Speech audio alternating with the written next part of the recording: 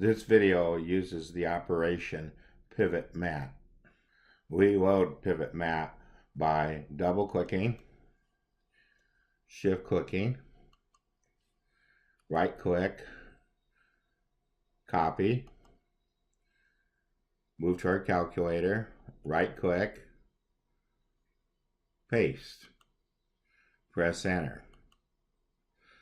To see that we have loaded it, press the var key, press CAS, press program, and we see that Pivmat has been loaded into our calculator. Pivmat is found under the Info, Immediate Mode, CAS, var option.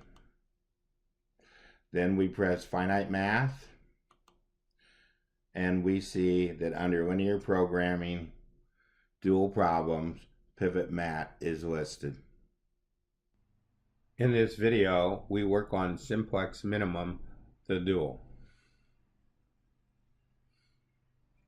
This is the same problem that we worked on in graphical minimum, unbounded standard. What we do is transpose the minimum problem to a maximum problem, and then we call up the simplex reduce to get our answer directly. We take the information from our chart and write it as x, y, and constant. Then we go over to our calculator and put this into the matrix S. We call up from the home screen the TRN matrix operation and transpose this to matrix T. From this matrix T, we rewrite our problem as a maximization problem. We put our coefficients 2, 3, 4, and 4, 2, 5 into matrix M. Then into vector C, we put our constraints, 6 and 5. Into vector P, we put our profit, 22, 20, and 40. Then from the catalog, we call up simplex reduce with the parameters M, C, and P.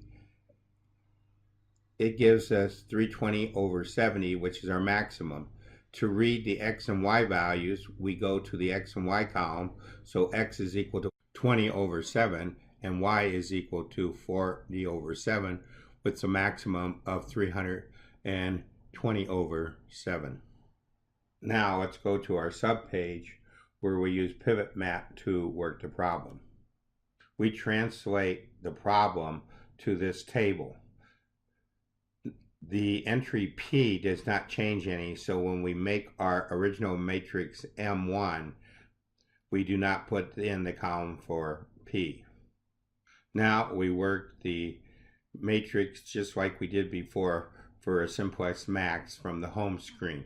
We use the home screen because the ABC button makes it easy to change from a decimal to a fraction.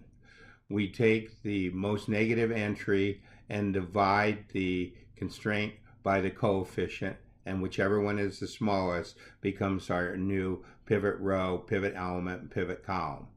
Then we store the next one and we repeat the process over again until we end up with all the column being positive. We notice that this technique gives us the same answer as the simplex reduce. This ends our video on simplex minimum, the dual.